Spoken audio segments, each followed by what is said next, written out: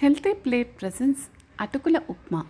Stove మీద ఒక pan medium ఫ్లేమ్లో పెట్టి 2 టేబుల్ స్పూన్ల నూనె తీసుకొని నూనె బాగా వేడెక్కాక 1 టీ స్పూన్ జీలకర్ర మెంతులు, 1 టేబుల్ స్పూన్ పచ్చి శనగపప్పు, 5 నుంచి 6 సన్నగా తరుక్కున్న పచ్చిమిర్చి, 3 నుంచి 4 మీడియం సైజ్ ఉల్లిపాయల్ని సన్నగా పొడుగ్గా తరుక్కొని వేసుకోవాలి.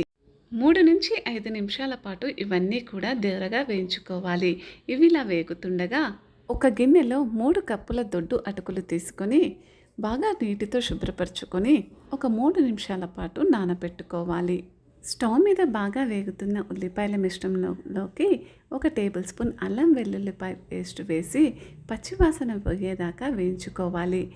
కొద్దిగా కరివేపాకు, వేయించుకున్న పల్లీలు, కొద్దిగా పుదీనా, కొద్దిగా కొత్తిమీర, 1 టీ స్పూన్ వరకు పసుపు వేసి బాగా వేయించుకోవాలి.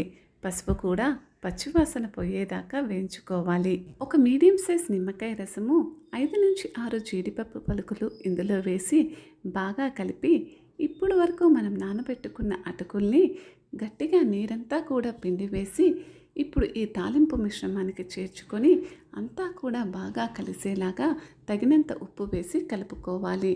అంతా కూడా బాగా కలిసాక స్టవ్ ఆఫ్ చేసి కొత్తిమీరతో గార్నిష్ చేసుకొని హాట్గా ప్లేట్లో సర్వ్ చేసుకోవడమే.